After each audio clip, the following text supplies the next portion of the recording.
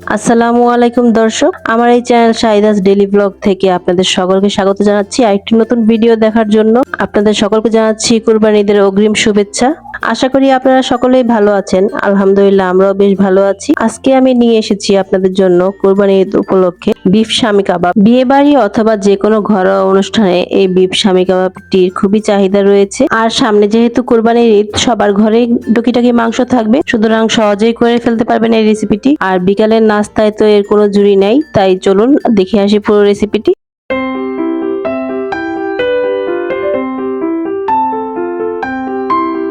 আজকে এই কাবাবটি বানাতে আমি কোনো বাহিরের কেনা মশলা ব্যবহার করব না, সম্পূর্ণ ঘরের মশলা দিয়ে কাবাবটি বানাবো।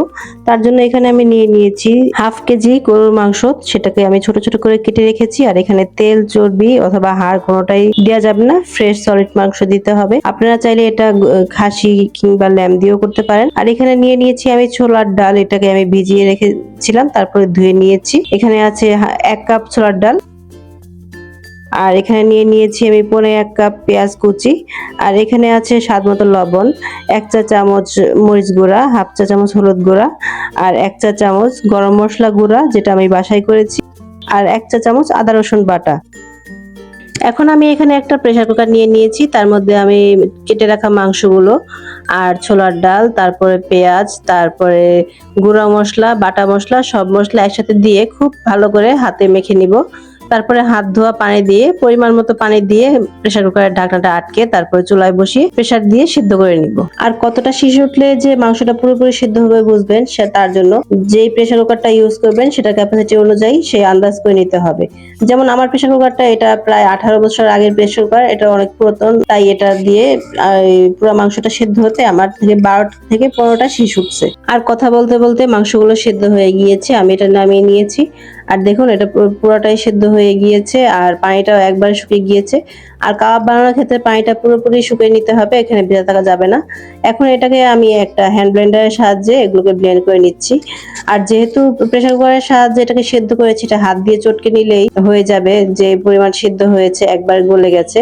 কিন্তু তারপরেও আমি এখানে একটা হ্যান্ড ব্লেন্ডারের মাধ্যমে এগুলোকে ভালো করে মিহি করে নিচ্ছি। আপনারা শিলপাটায় অথবা ব্লেন্ডার দিয়েও করতে পারেন। আর এই বাটাবাটি অথবা ব্লেন্ডের এই কাজটা এটাকে হালকা গরম থাকতে থাকতেই করতে হবে, একবার ধোয়া ওঠা গরম না, কিছুটা যখন গরম থাকবে হালকা হাতে ধরে যাবে সেই অবস্থায় করতে হবে, কারণ ঠান্ডা হয়ে গেলে ডালগুলো আরো শক্ত হয়ে যাবে। সম্পূর্ণ মিশ্রণটা ব্লেন্ড হয়ে গেছে, এখন এটাকে আমি একটা বড় বাটিতে নিয়ে নিয়েছি মাখার সুবিধার্থে। এখন আমি এর মধ্যে দিয়ে দিচ্ছি হাফ কাপ পরিমাণ পেঁয়াজ বেরেস্তা। আপনারা চাইলে এখানে কাঁচা পেঁয়াজও দিতে পারেন, কিন্তু আমি যেহেতু এটাকে সংরক্ষণ করব তাই আমি এখানে পেঁয়াজ বেরেস্তাটা দিলাম। এরপর আমি এর মধ্যে দিয়ে দিচ্ছি 1 চামচ পরিমাণ পুদিনা পাতা, 1 চামচ পরিমাণ ধনে পাতা, আর 1 চামচ পরিমাণ কাঁচা মরিচ কুচি।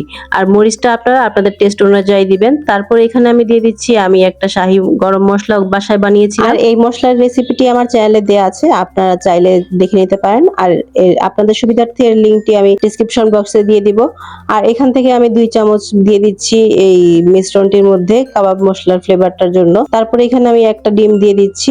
আর আমি ডিমটা একটাই দিচ্ছি প্রথম অবস্থায়, এটা দিয়ে মেখে দেখবো, যদি লাগে দেন আরেকটা দিব। আর যদি বেশি ভেজা ভেজা হয়ে যায় এর মধ্যে ব্রেড ক্রাম্ব দিয়ে দিতে পারেন।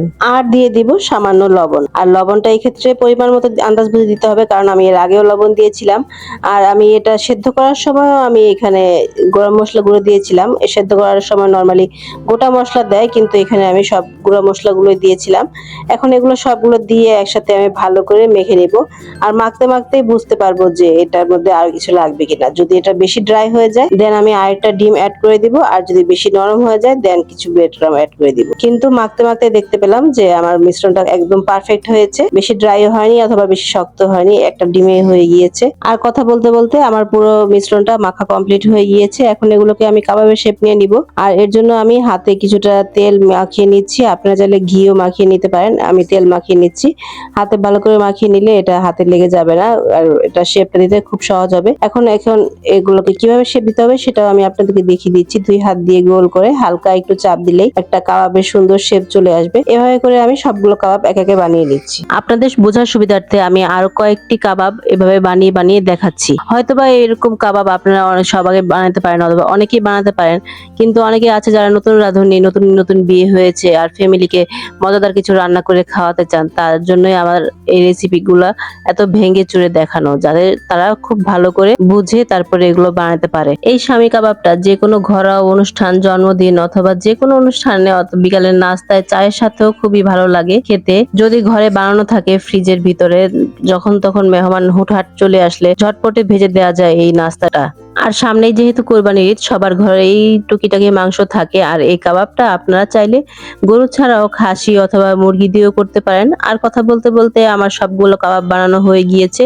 এখান থেকে কিছু কাবাব আমি আলাদা করে নিয়েছি, এগুলোকে আমি একটা ট্রেতে ছড়িয়ে তারপরে এটাকে আমি ডিপ ফ্রিজে রেখে দিচ্ছি। এগুলোকে আমি স্টোরেজ করব, আর সেটাও কিভাবে করবো আপনাদেরকে পরে দেখিয়ে দিচ্ছি। আর এইদিকে আমি কিছু কাবাব ভেজে আপনাদেরকে দেখাচ্ছি। তার জন্য এখানে একটা আমি প্যান বসিয়ে তারপরে গরম করে এর মধ্যে তেল দিয়ে দিয়েছি। আর তেলটা গরম হলে পরে এখানে আমি কিছু কাবাব দিয়ে দিচ্ছি। আর এই স্বামী কাবাবটা ভাজতে সবচেয়ে ভালো একটা জিনিস হলো এটাকে ডুবো তেলে ভাজতে হয় না, হালকা অল্প তেলে সটে করে নিলেই হয়ে যায়। এখন এই কাবাবগুলোকে আমি এপিট ওপিট উল্টে পাল্টে ব্রাউন করে ভেজে নিব। আর এই ভাজার সময় চুলার আঁচটা রাখতে হবে মিডিয়াম টু লোতে, কারণ বেশি জোরে বাড়িয়ে দিলে কাবাবগুলো পুড়ে যাবে, সেটা দেখতে এবং খেতে কোনোটাই ভালো লাগবে না। আর এভাবে উল্টে পাল্টে করতে করতে আমার কাবাবগুলো ভাজা হয়ে গিয়েছে। দেখুন কি সুন্দর একটা কালার এসেছে। এখন আমি সবগুলো কাবাব এক একে তুলে নিচ্ছি। তারপরে এখানে আমার যে কাবাবগুলো আমি ফ্রিজে রেখেছিলাম স্টোরেজ করার জন্য, সেগুলো 1 ঘন্টা হয়ে গিয়েছে, অনেকটা শক্ত হয়ে গিয়েছে। এখন এগুলোকে আমি একটা বক্সে নিয়ে স্টোরেজ করব। তার জন্য এখানে আমি একটা যে কোনো প্লাস্টিকের বক্স নিয়ে নিয়েছি। আর এগুলো আপনারা চাইলে জিপলক ব্যাগেও স্টোরেজ করতে পারেন, কিন্তু আমি এখানে জিপলক ব্যাগে না করে এখানে একটা বক্সে করছি। তার জন্য এখানে আমি নিচে একটা পলি বিছিয়ে নিয়েছি, আর এর মধ্যে আমি একটা একটা করে কাবাব সাজিয়ে দিচ্ছি। তারপরে এই পলিটা আবার এর উপর দিয়ে দিচ্ছি। এরপরে আবার আমি কাবাবের একটা লাইন সাজিয়ে দিচ্ছি, এতে করে একটা কাবাব আরেকটার সাথে লাগবে না, যে আর কাবাবগুলো খোলার সময় খুব সহজেই খোলা যাবে। এরপরে আমি এটাকে আরেকটা পলিথিন দিয়ে তারপরে ঢেকে এরপরে ডিপে রেখে দিব। এই সংরক্ষিত কাবাবটা আপনারা ডিপ ফ্রিজে রেখে 3 থেকে 4 মাস রেখে খেতে পারবেন।